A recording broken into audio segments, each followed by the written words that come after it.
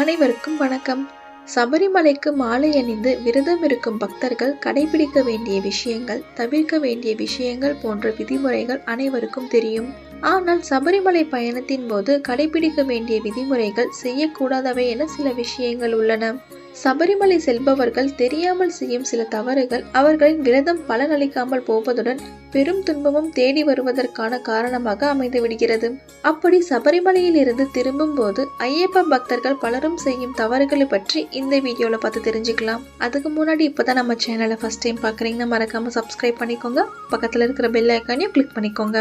சபரிமலை பயணம் என்பது மிகவும் புனிதமான பயணமாகும். கலியுக வரதனாக கண்கண்ட தெய்வமாக சுவாமி ஐயப்பன் வீற்றிருந்து அருள் செய்யும் மலை சபரிமலை.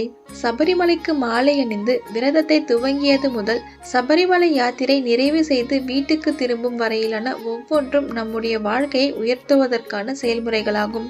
மாலை அணிந்து விரதம் இருந்து இருமுடி சுமந்து சத்தியமான பொன்னும் 18ஆம் படியில் ஏறி சென்று ஐயப்பனை கண்குளிர கண்டு மனமுருகி வேண்டுபவர்களுக்கு வாழ்க்கையில் ஏற்றம் என்பது நிச்சயம். மனிதன் தெய்வத்தை நெருங்கி செல்வதற்கான வழிமுறையே சபரிமலை விரதத்தின் நோக்கமாகும். சபரிமலை சன்னிதானம் என்பது ஐயப்பன் பிரத்யேஷமாக குடிகொண்டு தவம் செய்யும் இடமாகும்.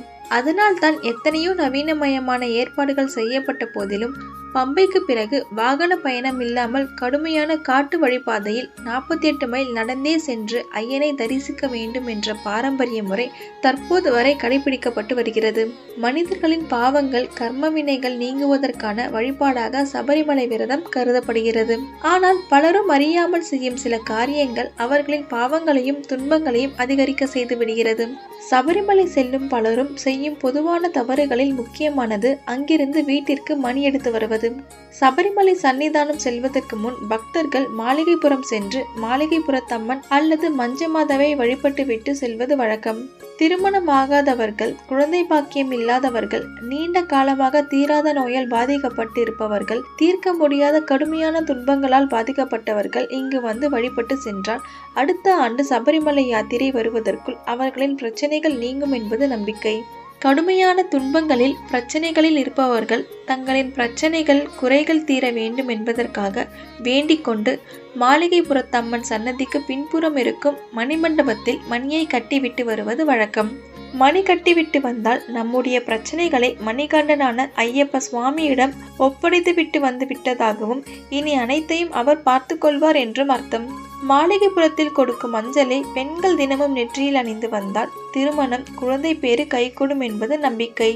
மாளிகைப்புறத்தில் உள்ள மணிமண்டபத்தில் மணி கட்டுவதன் சரியான அர்த்தம் தெரியாமல் கோவிலில் இருக்கும் மணியை எடுத்து வந்து நம்முடைய வீட்டில் வைத்தால் நமக்கு நல்லது நடக்கும் என நினைத்து கொண்டு அங்கு கட்டப்பட்டிருக்கும் மணியை எடுத்து வந்து விடுகிறார்கள். உண்மையில் யாரோ ஒருவர் அவரின் குறை அல்லது துன்பம் தீர கட்டிய மணியை நீங்கள் எடுத்து வந்தால் அவர்களின் துன்பங்கள் அல்லது குறைகளை அல்லது நோய்களை அவர்களுக்கு பதிலாக நீங்கள் உங்களின் வீட்டிற்கு எடுத்து வருகிறீர்கள் என்று அர்த்தம். இது நம்முடைய துன்பத்தை தீர்ப்பதற்கு பதிலாக அதிகமாக்கிவிடும். சபரிமலை செல்லும் ஐயப்ப பக்தர்கள் தங்களின் துன்பங்கள் நீங்க வேண்டும் என அன்னையிடம் மனதார வேண்டிக் கொண்டு யாத்திரை செல்லும் போதே வீட்டிலிருந்து புதிய மணியை வாங்கி சென்று அங்கு கட்டிவிட்டு வர வேண்டும். மாறாக மாளிகைப்புறத்தில் உள்ள மணிமண்டபத்தில் கட்டப்பட்டிருக்கும் மணிகளை வீட்டிற்கு எடுத்து வரக்கூடாது. இந்த வீடியோவில் சபரிமலையிலிருந்து திரும்பும் போது என்ன செய்யக்கூடாது அப்படின்ற விஷயத்தை பற்றி பார்த்தோம். மேலும் இந்த மாதிரி இன்ட்ரெஸ்டிங்கான வீடியோவை பார்க்க மறக்காமல் நம்ம சேனலை சப்ஸ்கிரைப் பண்ணிக்கோங்க. உங்கள் ஃப்ரெண்ட்ஸ் அண்ட் ஃபேமிலிக்கும் ஷேர் பண்ணுங்கள். நன்றி, வணக்கம்.